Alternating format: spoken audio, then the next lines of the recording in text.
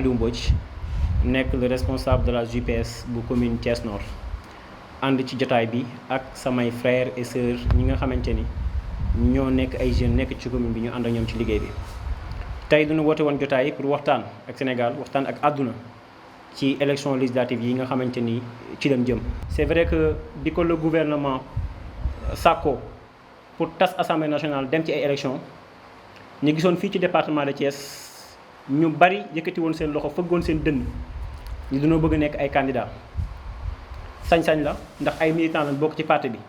te kenn ku si nekk si ñoom boo yëkkati sa loxo dañuy jàpp ni defar rek moo tax a jóg. loolu day wane ni militants yi patriotes yi kenn ku nekk am nga engagement ak gëm-gëm jàpp ni Sénégal buy dox dañ ci war a dugal sa loxo. c'est l'occasion pour nous de remercier et de les féliciter. biñ ci demee mu am ñu bari ñu déposé woon seen candidature yàlla def bi mu demee au niveau national ñu am ñu ci tànn. c'est l'occasion pour nous de remercier et de féliciter le coordonnateur monsieur Birame Souleye Diop, mais de féliciter l'ensemble des membres yi nga xamante ni dañ leen investir. buñ ci musee waxee ku mel ni Ablaye Ba Amadou Ba ñëpp xam ko sur le plan national et international ci taxawaayam ci liggéeyam ci gëm-gëmam ci xam-xamam ñëpp nawloo ko. buñ ci limee ku mel ni Marème Ndiaye nekk responsable des femmes nekk jàmbaar nekk jigéen yàgg ci parti bi yàgg ci taxaw yàgg ci liggéey. lim ci ku mel ni Mbaye Dia nekk responsable Pastef TSS moom na nga koy xool rek xam ne moom mooy Pastef. lim ci ku mel ni Ablaye Faye Mbassoor dañuy lim ñëpp. ñu ngi leen di ñaanal yàlla ñu dem ci élection yi ci jàmm yàlla may leen ndam. ñu dem assemblée nationale taxawal fa Sénégal taxawaay bu rafet. bi liste bi génnee aussi tamit ñu rafetlu taxawaay bi nga xamante ne patriotes yi am na ko ndax bokk na ci bari na ci ay partis politiques yoo xamante ne su investiture amee buñ jëlee ñii bàyyi ñii te ku wax jël di nga wax ñoo bàyyi. am na ñu mën a fëgg seen dënn ni kenn waru maa bàyyi kenn waru maa jël waaye kenn ku ci nekk am nga esprit de dépassement kenn ku ci nekk xam nga ni sa projet bi ci boppam moom moo ëpp dolli sa jëmm. te ñun Sénégal rek moo ñor. am ñoo xamante ni amoon na ay frustration mais malgré tout ça ñu teg ko pare pour descendre sur le terrain ñoom ñu ngi remercier loolu ci patriotes yi nga xamante ni ñoo am engagement boobu yëpp. di leen féliciter aussi tamit le parti parce que mënoon na toog au niveau national def ay investiture lu mu leen neexee mais le fait que ñu wàccee ko à la base jox ko les départements yi tànn parce que département yi ñoom ñoo xam lan moo xew seen département vraiment c'est quelque chose aussi tamit à saluer ñu koy rafetlu bu baax a baax. donc sama frère wax na ko sànq Mouhamed Fall li tax ñu war a dem ci ay élections législatives je pense que c'est extrêmement important wax na ci lu bari parce que gouvernement dafa ñëw ànd ak un projet boo xam ne dafa ko bëgg a mettre en œuvre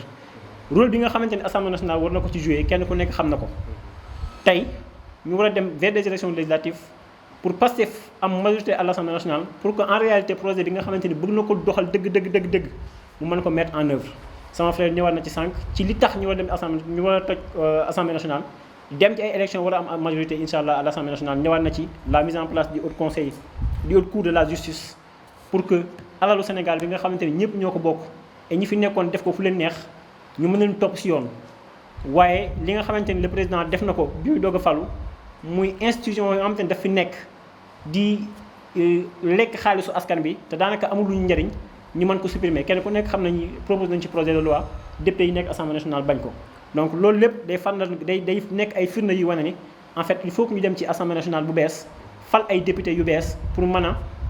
doxal Sénégal. et c'est l'occasion de remercier encore une fois parce que bu ñu gisee liste bii ñu gis dañuy gis liste boo xamante ni tranche d'âge yëpp a ngi ci jeunes yaa ngi ci mag ñaa ngi ci. ñu gis liste boo xamante ni doomu daara yaa ngi ci handicapé yaa ngi ci artisan yaa ngi ci étudiant yaa ngi ci ñëpp a ngi ci. ça montre que ni assemblée nationale bii ñu nga xamante ni moom lañ yaakaar am ko le soir du 17 incha allahu rabi dina nekk une assemblée nationale boo xamante ni dina taxawaay boo xamante ni moom moo ko war dina taxawaay bi nga xamante ni sénégalais yi ci moom lañ yaakaar pour soppi Sénégal ba faaw. dina baax ñu au-delà de ñëwaat ci loolu bu ñu fàttee ni dañoo jógee ci ay élections législatives yàggul je pense que ñun ñii ñoo fi nekkoon à ce moment notre coordinateur départemental Birame Souleye moo nekkoon tête de liste. bi mu fi nekk tête de liste aussi tamit nekkoon na condition yu métti parce que moom moo fi nekkoon en tant que tête de liste sëkk ko ak parti au pouvoir boo xamante ni amoon nañ ay moyens yu doy ñu mën ci citer ay ministres ay PDG ay PCA ay ñu bëree ñoo xamante ni nekkoon nañ Thiès moom kese mu jàkkaarloo ak ñoom yàlla def ñu dem ci élection yi duma leen duma yu métti. donc comme que ñoom doon jàkkaarloon démb ñu amoon ay moyens amoon fit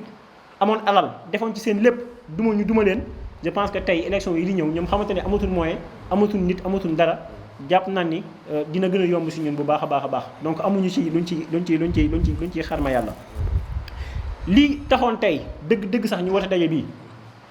mooy suñu coordonnateur départemental suñu leader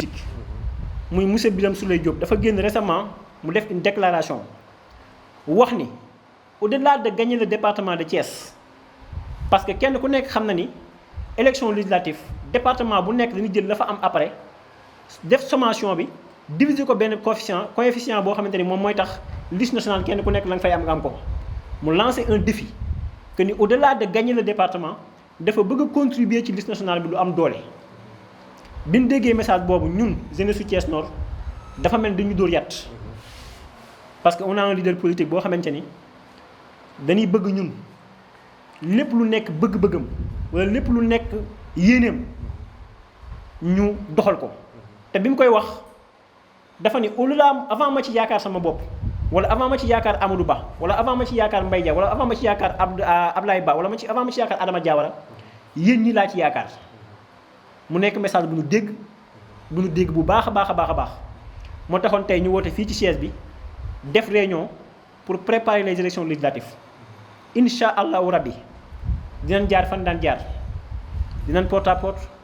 dinañ def massification dinañ sensibiliser ñi ñu jëli seen carte électeur le jour dinañ taxaw protéger élection yi. donc tey lii moo woote woon waraloon jotaay bi woote tàmbalee ko ci commune bi nga xamante ni fii la le coordonnateur dëkk muy Birame Souleye war ci ànd avec l'ensemble des jeunes du département pour que yéene boobu mu am ànd ci avec l'ensemble des candidats ci élection yi tama lim leen sànq Ablaye Ba Adama Dia Ablaye Ba Mariama Ndiaye ñoom ñëpp moom mu war a wàcc sur le terrain ànd ak ñoom ñun ñu daje woon tey di waxtaan loolu mu am yéene en tant que jeune commune Thiès Nord lan moo ci war a nekk suñu taxawaay. am na ay stratégies yoo xam ne mettre nañ ko en œuvre gars yi génne nañu ko fi incha allah rabbi dans les jours à venir dinañ ko wàcc sur le terrain pour concrétiser ko. Zeynal Abidine Mohamed Fall, responsable massification JPS Thiès Nord. Frères et sœurs de la JPS, votre engagement au quotidien prouve que la jeunesse est la force motrice de notre pays. Dans cet ordre d'idée, nous tenons à partager quelques réflexions sur les enjeux à venir ainsi que la partition essentielle que nous devons jouer dans les échéances à venir. Tout d'abord,